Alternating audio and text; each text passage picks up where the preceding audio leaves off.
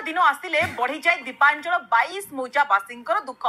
जगतसिंहपुर बिरिडी जिले में बिलुआखाई और देवी नदीर बंध दुर्बल। जलसेचन विभाग दक्षिण डिविजन अधीक्षण जंत्री और अन्य विभाग अधिकारी स्थानीय विधायक नदी बंध परिदर्शन करने सहित असंतोष प्रकाश करछंती।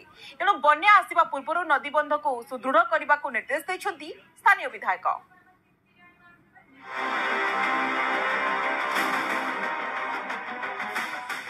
जगतसिंहपुर जिला बिरिडी ब्लॉक अंतर्गत दीपांचल 22 मौजार 30,000 ऊर्ध्व लोक बसवास करती।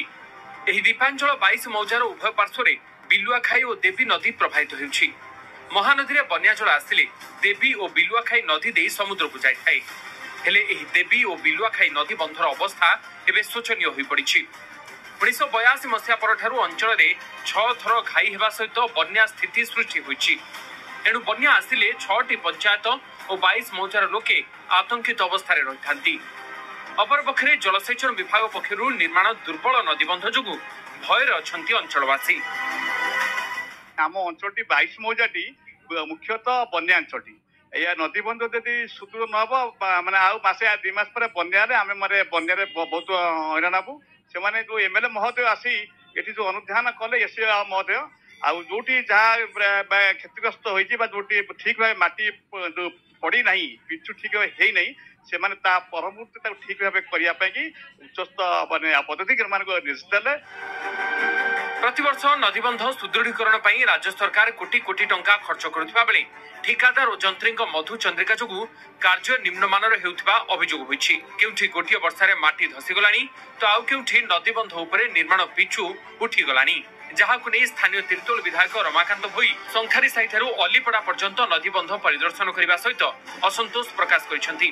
विधायकों सहित जलसेचन विभाग दक्षिण विभाजन अधीक्षण जंत्री और अन्य विभागीय अधिकारी माने उपस्थित थिले।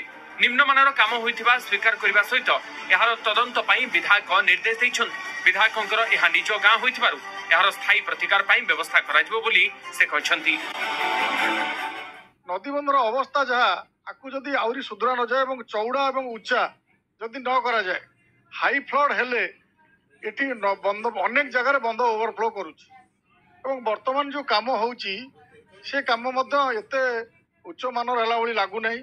ये काम को आउ टिके मजबूत करावा दरकार। जो भली भाबरे निम्नमानर काम हेची इरिगेशन डिपार्टमेंट द्वारा आमे पब्लिक मानकर ग्रीवांस थिला इथि प्राय लोकल लोकंकर बारंबार कंप्लेन थिला जे इथि काम ठीक ठाक हो नै। आमे आशा रखुछु आगामी दिन रे किबळी भाबरे ई 22 मौजा चतुर्पार्श्व जो नदीबंध अछि ताको संप्रसारित करबा सह ताको साइड वॉल करिया पे हमर डिमांड अछि।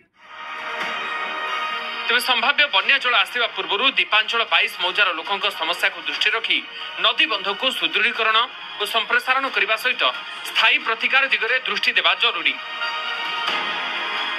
जगतसिंहपुर सरोज साहू, न्यूज 18 ओडिया। मुंबई